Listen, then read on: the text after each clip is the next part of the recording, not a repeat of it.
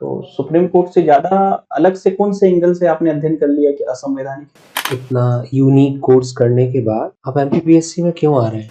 आयुष शेट्टी का नाम सुना? तो ऐसी घटना बताइए जहां पर आपने समन्वय, नेतृत्व क्षमता, धैर्य इन सब का परिचय दिया। मे आई कम इन सर? Please come. आदरणीय बोर्ड मेंबर्स को मेरा नमस्कार। नमस्कार, बैठिए। Thank you sir. क्या नाम है आपका? सर मेरा नाम विवेक है। विवेक, अपने बारे में बताएं बोर्ड मेंबर्स को। जी सर। सर मेरा नाम विवेक है। मैं डॉक्टर गौर बाबा के नगर सागर के राहतगढ़ का रहने वाला हूँ। मेरी प्रारंभिक शिक्षा सरस्वती शिशु मंदिर राहतगढ़ से हुई है। इसके पश्चात मैंने एक्सीलेंस स्कूल सागर से पढ़ाई की है। सर मैंने डॉक्टर हरि सिंह गौर विश्वविद्यालय से बीएससी फॉरेंसिक साइंस में स्नातक किया है। सर मेरी हॉबी डायरी लेखन और बैडमिंटन खेलना है। गौर बाबा से क्या आशय था? जी सर, सागर में डॉक्टर हरि सिंह गौर विश्वविद्यालय स्थापित है और सर उन्होंने उसमें डॉक्टर हरि सिंह गौर जी का महत्वपूर्ण रोल रहा है। तो सर उनके सम्मान के लिए हम ऐसा बोलते हैं कि सागर हमारे गौर बाबा का नगर। सब बोला जा सकता है? जी सर। सागर हमारे गौर बाबा का नगर है। सर सम्मान स्वरूप हम सर उनके साथ जोड़ के अपने सागर को बोल सकते। ठीक है। आपने फॉरेंसिक साइंस से पढ़ाई करी हुई? जी सर। मुझे लगता है कि बहुत कम विश्वविद्यालय हैं जहाँ पर ये कोर्स अवेलेबल है। जी सर। है ना? इतना एलाइट, इतना यूनिक कोर्स करने के बाद आप एमपीपीएससी में क्यों आ रहे हैं? जी सर। सर सिविल सेवा में आने का फैसला मैंने कक्षा 11वीं के दौरान लिया था। तो सर जब मैंने जानकारी ली सिविल सेवा से संबंधित तो मुझे बताया गया कि इसके लिए ग्रेजुएशन करना जरूरी होता है। और सर फॉरेंसिक साइंस के बारे में मैं पहले से भी सुनता था। मेरे राहतगढ़ में सीनियर थे राम भैया, उन्होंने फॉरेंसिक किया हुआ था। तो सर तभी से मेरा विचार था कि मैं यूटीडी में जाके फॉरेंसिक पढ़ूंगा। साथ ही सर जो परीक्षा हुई थी उसमें मेरे अच्छे नंबर थे तो सर मुझे फॉरेंसिक विषय के रूप में मिल गया था। वही, अगर आपने 11वीं में ही तय कर लिया था विवेक कि आपको सिविल सेवा में जाना है, तो आपको नहीं लगता था ह्यूमैनिटीज से आपको ग्रेजुएशन करनी चाहिए थी? फॉरेंसिक साइंस में तो सीट भी बहुत कम होती होंगी। जी सर। कोई ऐसा व्यक्ति जो सिर्फ फॉरेंसिक साइंस में आगे जाना चाहता होगा उसको वो सीट मिल जाती, आपको तो वहां आगे जाना ही नहीं था। जी सर, संभवतः मुझे ये सर रियलाइज हुआ कि मैं फॉरेंसिक के अलावा अन्य विषय को भी चुन सकता था। लेकिन सर चूंकि मेरी थोड़ी सी रुचि उस क्षेत्र में तो सर मैंने फिर आपने उस रुचि के साथ अब अन्याय कर रहे हैं, मुझे ऐसा लगता है। अगर आपकी रुचि थी तो आपको इतने अच्छे अद्भुत क्षेत्र में बिल्कुल जाना चाहिए था। देश में लगातार हम देख रहे हैं फॉरेंसिक साइंस का क्षेत्र बढ़ता जा रहा है, आवश्यकता बढ़ती जा रही है। जी सर। अब वहाँ ज्यादा बड़ा नाम होते विवेक, आपको ऐसा नहीं लगता? जी सर, मैं आपकी बात से सहमत हूँ। मैं फॉरेंसिक के क्षेत्र में भी सर अच्छा कर पाता। साथ ही सर मैं सिविल सेवा में जब आऊंगा तो जो मैंने फॉरेंसिक साइंस पढ़ा हुआ है तो सर उसके ज्ञान के साथ सर मैं न्याय करने का प्रयास करूंगा। कैसे करेंगे आप न्याय सिविल सेवा में फॉरेंसिक साइंस के ज्ञान का? जी सर। सर एक जो फॉरेंसिक साइंस होता है इसके जो मुख्य सिद्धांत होते हैं, जैसे सर सबसे ज्यादा सटीकता, निष्पक्षता, ये फॉरेंसिक साइंस में सबसे ज्यादा मायने रखती है। सर एक फॉरेंसिक प्रशासन में यूज कैसे करेंगे इसका? जी सर, वर्तमान में सर प्रशासन के लगभग सभी क्षेत्रों में हम देख रहे हैं डिजिटल फॉरेंसिक का रोल बहुत ज्यादा बढ़ रहा है। साइबर अपराध जैसी समस्याएं हमारे सामने आती हैं। हाल ही में हमने देखा कि डिजिटल अरेस्ट जैसी कई समस्याएं देखी। तो सर इस क्षेत्र में जो हमारा डिजिटल फॉरेंसिक साइंस होता है इसकी बहुत बड़ी भूमिका होती है। कैसे? सर जो कोई भी डिजिटल अपराध घटित होता है तो यह कहां से किया जा रहा है, किन लोगों के द्वारा किया जा रहा है, कितना बड़ा नेटवर्क इसका फैला हुआ है। फॉरेंसिक क्यों चाहिए? तो नॉर्मल भी हम आईपी एड्रेस के थ्रू, वेब एड्रेस के थ्रू पता कर सकते हैं, तो फॉरेंसिक की क्या जरूरत है? सर इसमें विशिष्ट ज्ञान के लिए जो डिजिटल फॉरेंसिक की शाखा होती है तो इसी से संबंधित सभी विषयों के बारे में विस्तृत जानकारी हमें सिखाई जाती है। तो सर थोड़ा सा उनके लिए इस क्षेत्र में कार्य करना आसान होता है। चलिए, आप कह रहे हैं तो हम मान लेते हैं। दूसरा ये बताएं मुझे, आप ठीक है एक दो फील्ड में आप इसमें काम कर पाएंगे, बाकी फील्ड में कहीं गए तो कैसे काम करेंगे? सर लगभग सभी क्षेत्रों में सर मेरा ऐसा मानना है कि जो फॉरेंसिक विज्ञान का हमारा सिलेबस होता है ये कुछ मात्रा में लगभग। पोस्ट प्रेफरेंस क्या है आपकी विवेक? सर मैंने प्रथम स्थान पर डेप्यूटी कलेक्टर को रखा है, इसके बाद डीएसपी को रखा है, तृतीय स्थान पर जनपद सीईओ, चौथे नंबर पर नायब तहसीलदार, पांचवें नंबर पर बीडीओ, छठवें नंबर पर सीएमओ, इसके बाद सर आबकारी इंस्पेक्टर और लास्ट में मैंने सहकारिता निरीक्षक को रखा है। अब मुझे डेप्यूटी कलेक्टर और डीवाईएसपी छोड़कर बताएं कहाँ पर आप फॉरेंसिक साइंस का यूज करेंगे? जी सर। प्रैक्टिकली सर यदि मैं जनपद सीईओ के पद पर पदस्थ होता हूँ तो सर फॉरेंसिक साइंस का उपयोग करके जो छोटे जैसे भ्रष्टाचार के मामले घटित होते हैं कुछ स्तर पर, जैसे क्वेश्चन डॉक्यूमेंट संबंधी मामले, जो फर्जी कागज दस्तावेज लगाए जाते हैं, तो उनकी जांच हम फॉरेंसिक के माध्यम से करा सकते हैं। Do you have the authority to check that? Sir मैं अपने बुनियादी ज्ञान के स्तर पर शुरुआती तौर पर, But you don't have the authority. आप उसको जब तक किसी फॉरेंसिक लेबोरेटरी नहीं भेजेंगे, वहां से रिपोर्ट नहीं आएगी, जी सर, आप कितने भी बड़े फॉरेंसिक साइंस के ज्ञाता हो, उसका कोई अर्थ नहीं। जी सर, सर बुनियादी तौर पर मैं सिफारिश कर सकता हूं कि ये दस्तावेज मुझे वो तो नॉर्मल प्रक्रिया वैसे भी है, राइटिंग मैच करी जाएगी, डॉक्यूमेंट्स मैच करे जाएंगे, उसमें स्पेशल आपने क्या कर दिया? क्षमा चाहता हूं सर, मैं बुनियादी स्तर पर ही अपने ज्ञान का सीमित उपयोग कर पाऊंगा। चलिए कोई इशू नहीं। अच्छा विवेक, मुझे ये बताया, जो नार्को टेस्ट होता है जी सर, और ब्रेन मैपिंग टेस्ट होता है, पॉलीग्राफ टेस्ट होता है, ये तीनों लीगल हैं क्या भारत में according to the court? Sir ये टेस्ट अगर हमें कराने होते हैं तो हमें परमिशन वगैरह छोड़ दीजिए, वो मिल जाएगी। जी sir, but the submission is legal और नॉट? सर ये इनका सबमिशन लीगल नहीं है किसी का भी? हाँ सर। कसाब का नार्को टेस्ट क्यों किया था जब ये लीगल ही नहीं था? सर अध्ययन के दौरान हम देखते हैं कि किसी केस में आगे की लीड प्राप्त करने के लिए और उसे सही डायरेक्शन में आगे बढ़ाने के लिए इन विधियों का मुख्य रूप से हम उपयोग करते हैं। ब्रेन मैपिंग में क्या किया जाता है? सर ब्रेन मैपिंग में EEG का उपयोग किया जाता है। साथ में जो व्यक्ति होता है उसको जब कोई जानकारी, चित्र, विजुअल, ऑडियो सुनाया जाता है, तो यदि उस जानकारी से वह परिचित होता है तो जो तरंगें बनती हैं उस उपकरण में, तो सर इससे इस बात की पुष्टि होती है कि इस जानकारी से यह व्यक्ति परिचित है या सर ये झूठ बोल रहा है। पॉलीग्राफ कैसे काम करता है? सर पॉलीग्राफ में व्यक्ति के फिजियोलॉजिकल कैरेक्टर्स को मेजर किया जाता है, जो उसकी श्वसन रेट, पल्स रेट, BP होता है। इन सभी के आधार पर यह पता लगाया जाता है कि व्यक्ति झूठ बोल रहा है या सही बोल रहा है। इसको क्या फेक भी किया जा सकता है? जी सर, ऐसा हम देखते हैं कि कुछ मामलों में जो इस क्षेत्र में जानकार होते हैं उनको इसका अनुभव या प्रशिक्षण दिया जाता है, तो कुछ केसेस में हम देखते हैं कि सर यहाँ पे झूठ होने की भी संभावना होती है। ठीक सर। विवेक जी, मुझे बताएं विवेकाधीन अधिकार क्या होते हैं? जी सर, विवेकाधीन अधिकार ऐसे होते हैं जो मुख्य रूप से कहीं लिखित ना होकर परिस्थितियों के आधार पर जब हमें निर्णय लेने होते हैं तो सर उन्हें विवेकाधीन अधिकार कहा जाता है। आपको नहीं लगता कि विवेकाधीन अधिकार जो है भ्रष्टाचार के जनक है? मेरा मानना ऐसा है कि विवेकाधीन अधिकार भ्रष्टाचार के जनक है। आप मेरी कथन से सहमत हैं या असहमत हैं? सर कुछ मायनों में हम कह सकते हैं कि जिनके पास विवेकाधीन अधिकार होते हैं सर वहां से भ्रष्टाचार होने की संभावना होती है। कुछ मायने में कह सकते हैं, जी सर। बाकी मायने में नहीं कह सकते। सर कुछ ही मामलों में मैं कह सकता हूँ। उदाहरण बताएं? चलिए कोई बात नहीं, चलिए। अच्छा ये बताएं, बैडमिंटन खेलते हैं? जी सर। क्या सिंगल्स खेलते, डबल्स खेलते हैं?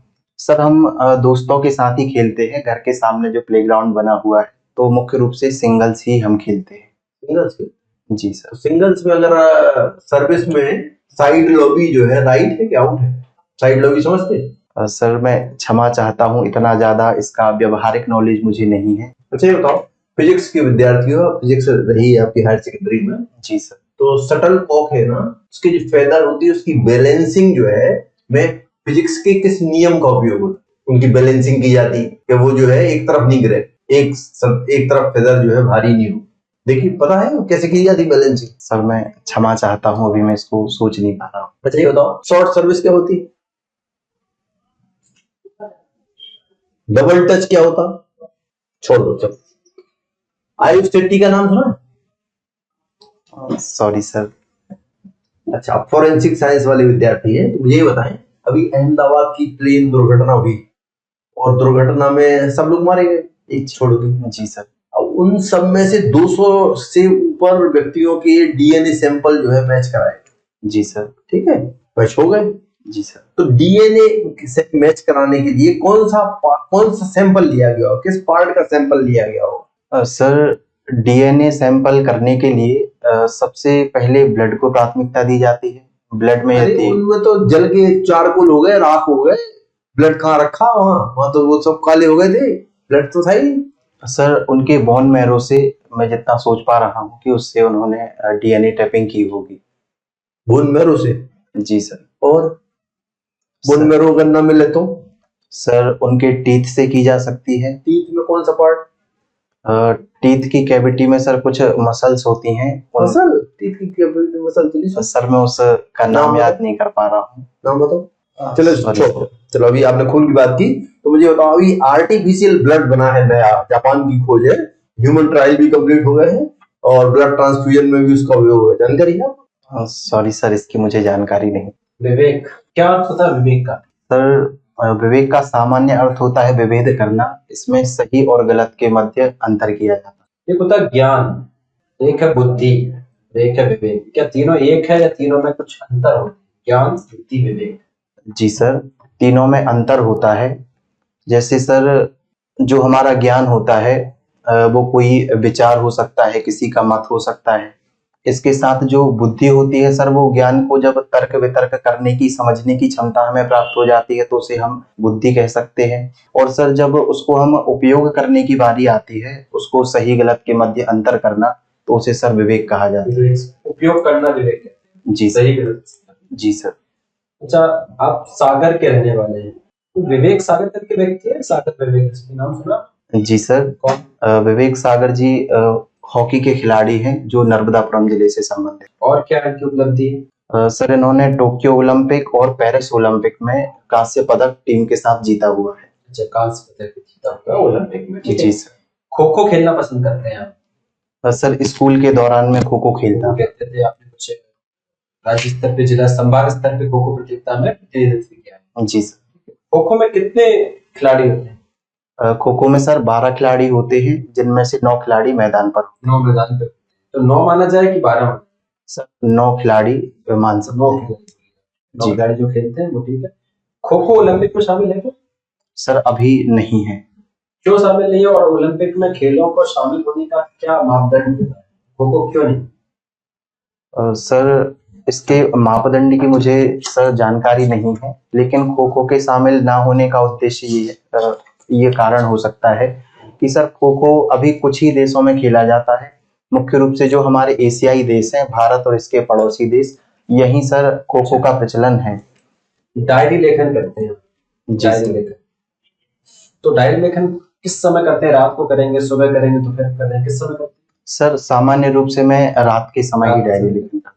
तो आज के दिन के बारे में आप जाकर आपको लिखेंगे तो क्या लिखेंगे डायरी में? आज कौन सी बिंदु लिखेंगे, कौन सी घटना पे? जी सर, आज सर मैं मुख्य रूप से अगर चर्चा करूंगा तो अपने साक्षात्कार के बारे में ही लिखूंगा। सर साक्षात्कार में मेरा जो भी अनुभव रहेगा या मुझे आज जो सीखने को मिलेगा, मुख्य रूप से सर जो मेरा डायरी लेखन है, मैं उसमें एमपीपीएससी की जर्नी को ही लिखता हूँ।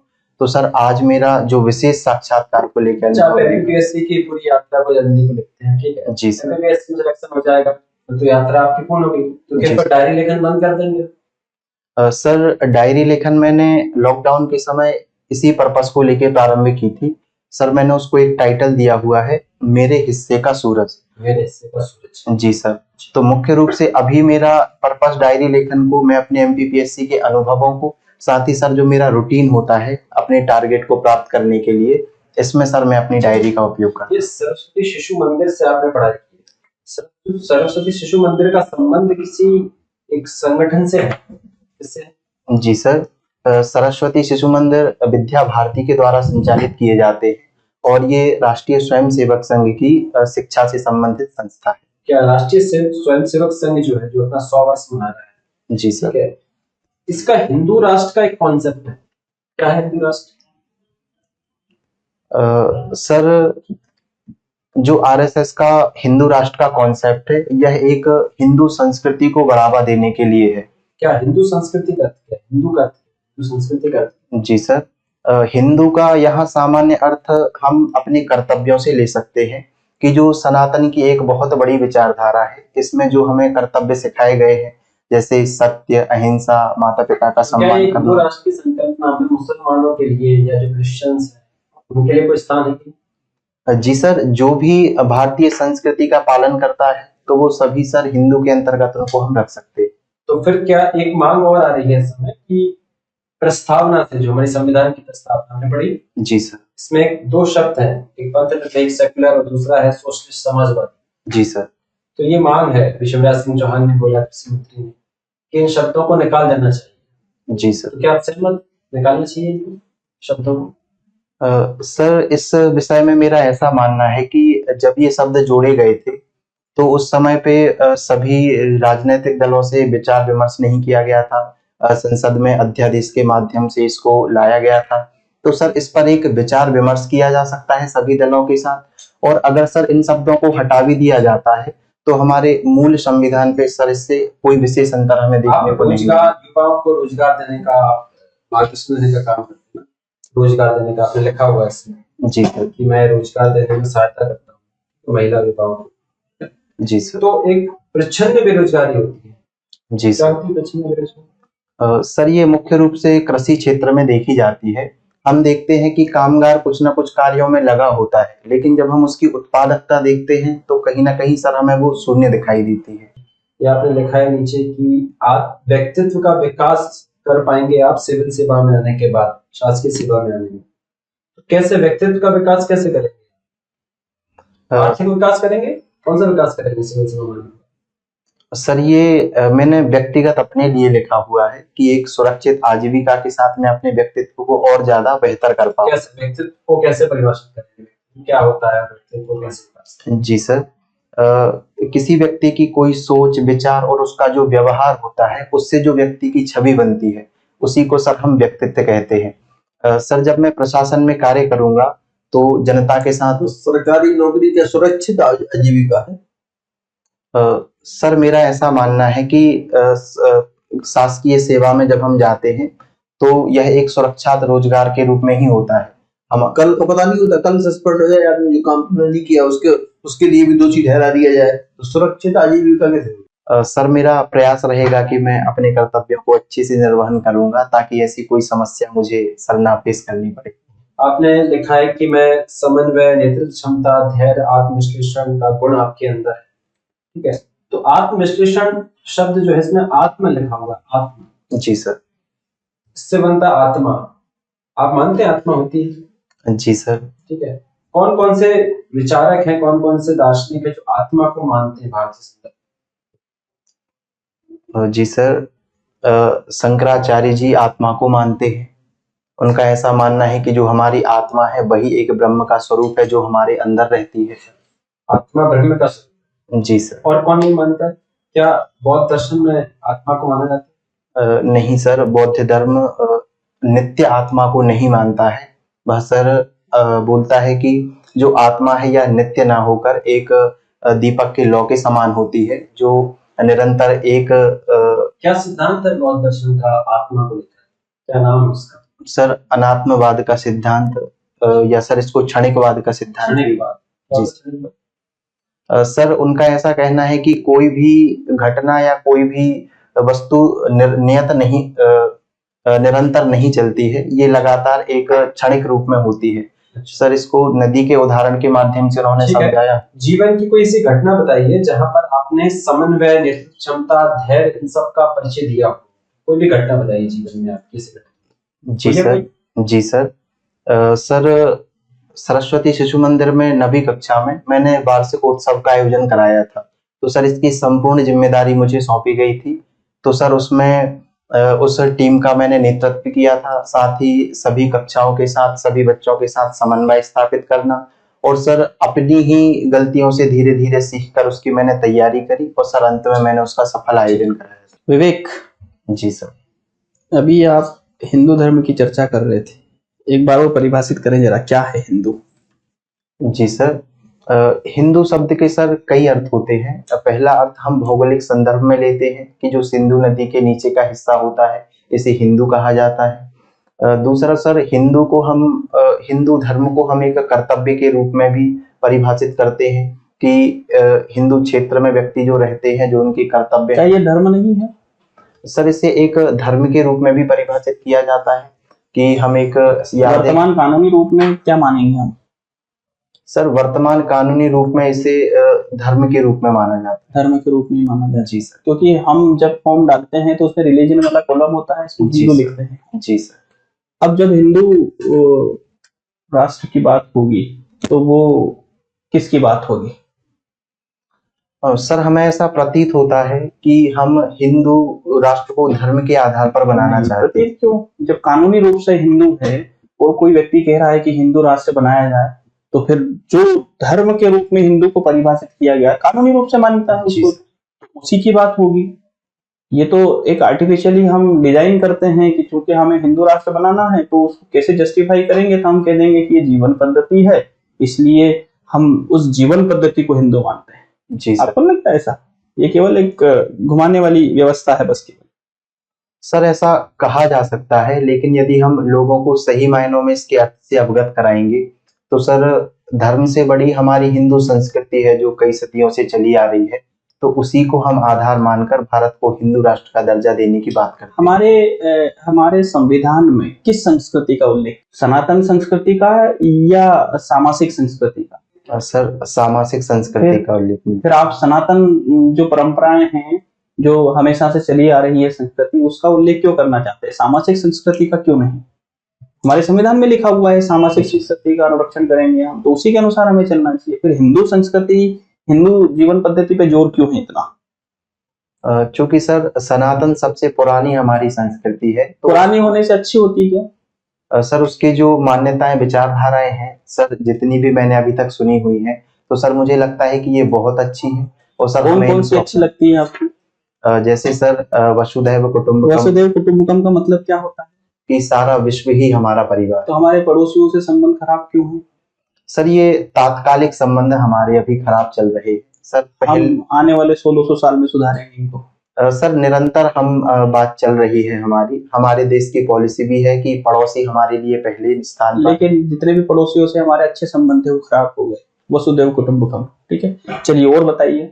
सर सर्वधर्म समभाव की हम बात करते हैं। सर्वधर्म समभाव की बात करते हैं, लेकिन हम ये लगातार देख रहे हैं कि जो अल्पसंख्यक धर्म हैं उनसे टॉलरेंस में कमी आई है। ये तो प्रैक्टिकल बात है। जी सर, मानते हैं हम ये प्रैक्टिकल है। जी और सर। बताइए आप। सर इसके अलावा सत्य अहिंसा का पालन करना। सत्य और अहिंसा का पालन करना। जी सर। आपके हिसाब से सत्य क्या है? सत्य सर वो होता है कि जो हमारे अंदर होता है वही हमें लोगों के सामने प्रस्तुत करना। तो सर इसको हम सत्य बोलते हैं, इसमें कोई मिथ्यावादी वाक्य नहीं होते। अच्छा, ठीक है, और बताइए।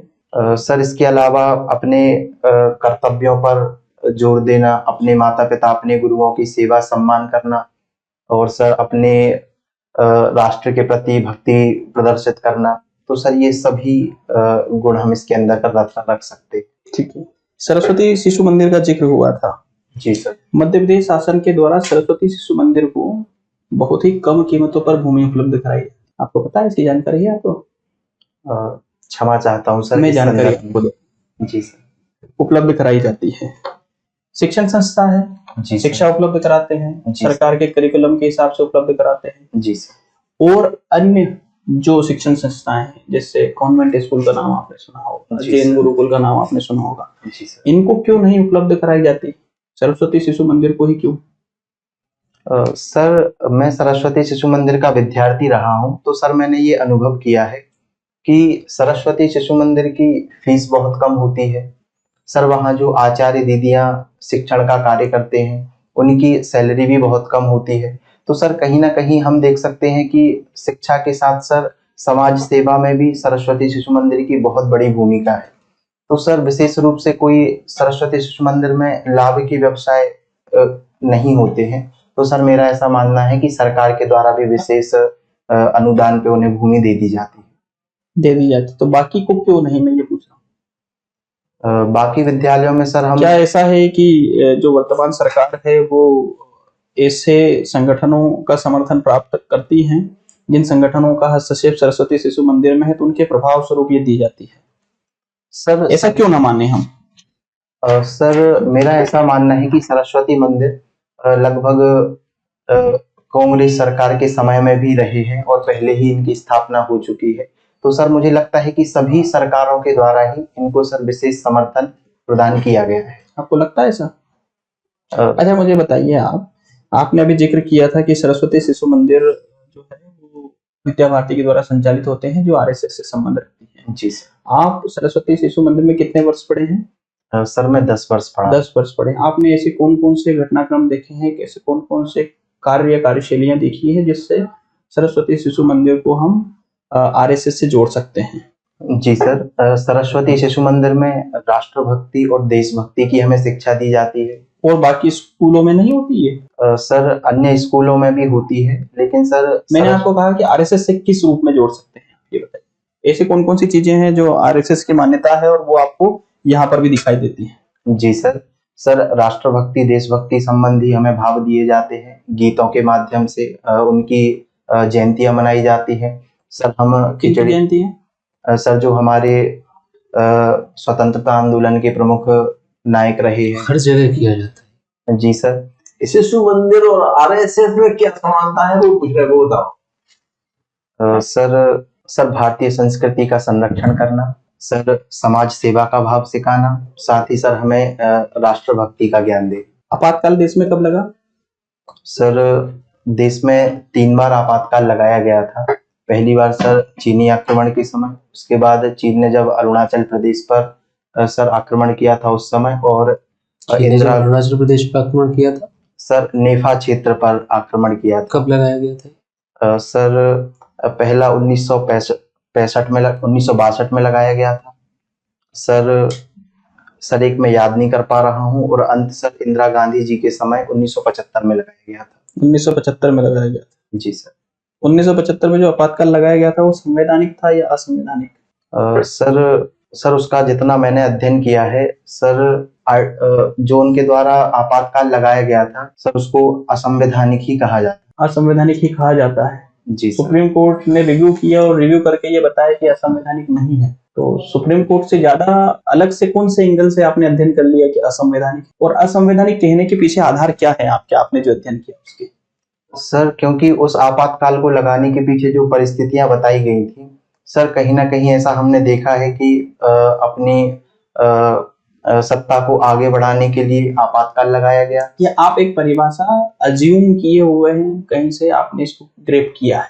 क्योंकि अगर मान लो ये असंवैधानिक होता या जिन आधारों पर आपातकाल लगाया गया होता तो सुप्रीम कोर्ट बोलता कि असंवैधानिक है। सुप्रीम कोर्ट ने बोला क्या असंवैधानिक? नहीं सर। या संविधान में इसका जिक्र नहीं था? संविधान में जिन आधारों का जिक्र था उन्हीं आधारों पर ये लगाया गया? सर आंतरिक अशांति के आधार पर ये लगाया गया था। फिर हमें सर आगे महसूस भी हुआ तो हमने फिर इस शब्द को सशस्त्र विद्रोह के साथ बदला। तो वो बात अलग है, हमने उसको और अच्छे से परिभाषित किया। जी सर। लेकिन तात्कालिक परिभाषा में तो सही था। जी सर। अच्छा बताओ, एक सवाल का जवाब दो, क्या भारत में प्रधानमंत्री का चुनाव होता है? सर नहीं होता है। नहीं। विवेक जी, आप मुझे बताएं कि आपका चयन जो है वो क्यों किया जाए? सर यदि सिविल सेवा मेरा चयन होता है तो सर मैं इसे एक अवसर के रूप में देखूंगा समाज के लिए कार्य करने के लिए। सर विद्यालय स्तर से और स्कूल के समय और अभी भी मैं जो कार्य कर रहा हूँ, जैसे सर विद्यालय में मैंने कक्षा का नेतृत्व किया है, कई प्रतियोगिताओं में लगातार मेरी भागीदारी रही है, मैंने समन्वय के साथ कार्य किया है। सर शिक्षकों के द्वारा कई बार मुझे प्रोत्साहन दिया गया है मेरे कार्यों के लिए। सर विद्यालय में भी मैंने स्वच्छता कार्यक्रम में भाग लिया है, लाखा बंजारा झील के गहरीकरण में सामाजिक सहयोग दिया है। और सर वर्तमान में मैं अभी अपनी शिक्षा के साथ राहतगढ़ में युवाओं को भी शिक्षा में प्रतियोगी परीक्षाओं में आने के लिए प्रेरित करता हूँ। साथ ही सर मैंने महिलाओं के लिए भी रोजगार से जोड़ने के लिए राहतगढ़ में आदरणीय अनुराग भैया के साथ मिलकर सर काम किया है। ठीक है विवेक, आपसे बात करके अच्छा लगा, आप जा सकते हैं। Thank you sir. एक ड्रेस पहन के जाओ।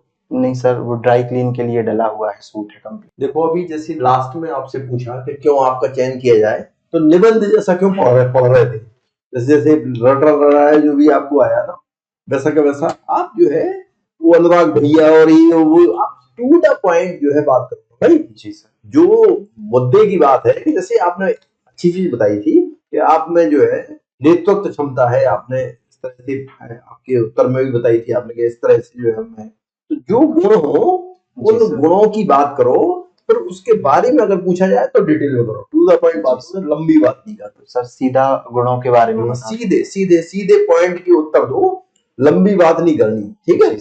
दूसरा ये था जैसे हमने आपसे पूछा था कि विवेकाधीन अधिकार भ्रष्टाचार के जनक है, आप ठीक से जवाब दे नहीं पाए उसका। क्या है, देखो जितने भी भ्रष्टाचार का का जनक ही है विवेकाधीन। जैसे जहां आपको, जैसे पुलिस को अधिकार है कि भाई आप तो चोरी करने की मंशा से यहाँ घूमते हुए आए थे, तो अब आपकी उस चोरी की मंशा बड़ा ब्रॉड टर्म है। जी सर। ठीक है, ये विवेकाधीन अधिकार है। जी सर। विवेकाधीन अधिकार है। अभी कुछ किया तो है नहीं हमने, है ना, तो कुछ जो है, लेकिन इसके बाद भी आप पकड़ के बंद कर दोगे, और अगर नहीं पकड़ना आपको छूटना है तो पैसे लाओ। जी सर। तो ये विवेकाधीन अधिकार जितने हैं वो सब भ्रष्टाचार के जनक है। इसलिए जितना विवेकाधीन अधिकार कम होंगे उतना भ्रष्टाचार कम होगा। जी सर। ये सेंस है। थैंक यू बैडमिंटन आपने हॉबी लिखी है, लेकिन आप खुद ही लिख लो सर। ऐसा कह के अपन नहीं बच सकते ना कि हम जो है गली में खेलते हैं। अब आपने हॉबी लिखी है तो उससे संबंधित सब चीजें आपको पढ़नी पड़ेगी। उसे बैडमिंटन नहीं कहा जाएगा जो आप गली में खेलते हो, ठीक है, वो बैडमिंटन ही नहीं कहा जाएगा। तो ये है कि आपने 2 रैकेट ले लिए, एक शटल कोई भी एनोनिमसली उठा ली, आप खेलने लग गए। जी सर, मैं इसको सुधार कर लूंगा। हाँ, खेल के नियमों के अनुसार आप उसके जो है नियम पूरे पढ़े डिटेल में। ठीक है जी सर। फॉरेंसिक साइंस में इसमें भी जैसे आर्टिफिशियल ब्लड आपने पढ़ा नहीं, वो टूथ पल्प है।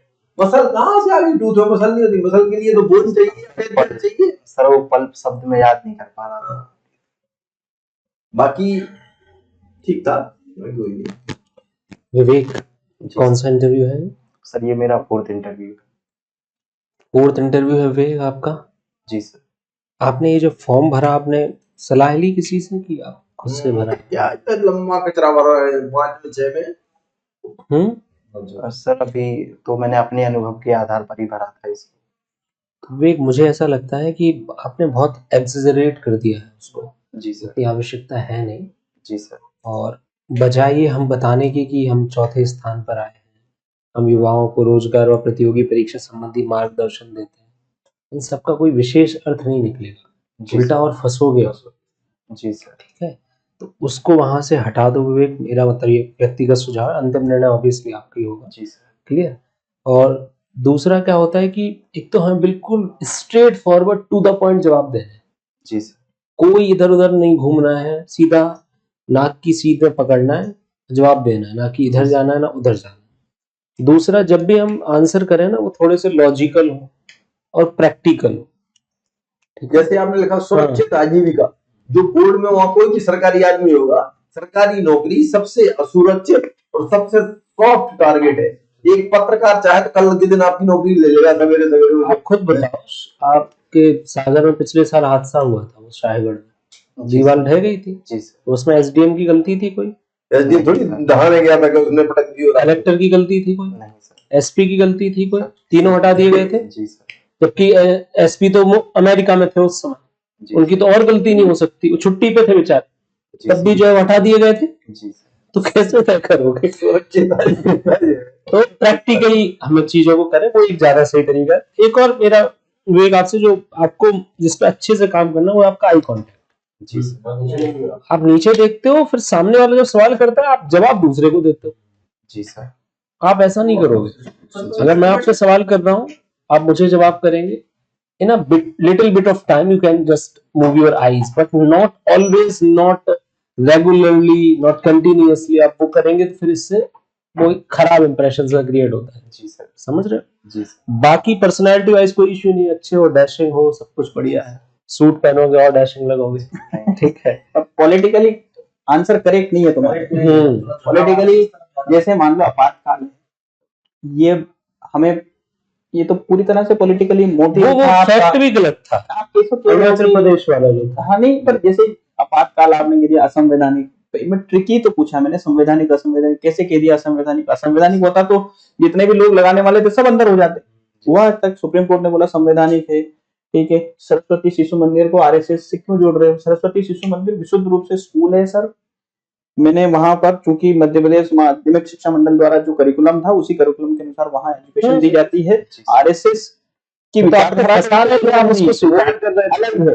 फिर हिंदू धर्म को तो तुम तो उन्हीं के द्वारा संचालित। उससे नहीं विद्या भारती के द्वारा संचालित है, विद्या भारती उनका एक ग्रुप है। वो कोई भी संस्था चला रहा है, Education मान लो level। मालिक मैं हूँ, उससे क्या फर्क पड़ रहा है? वहां पर माध्यमिक शिक्षा मंडल का करिकुलम ही चलता है ना, वही चीजें पढ़ाई जाएंगी, वही चीजें की जाएंगी जो माध्यमिक शिक्षा मंडल अलाउ करेगा। मतलब इस पास पुस्तक निगम की पुस्तकें मिलेंगी। फिर आपने जैसे हिंदू धर्म वाली बात, उसको तो डिपेंड कर रहे हो कि वो होना चाहिए और सांस्कृतिक पक्ष है, नहीं होना चाहिए।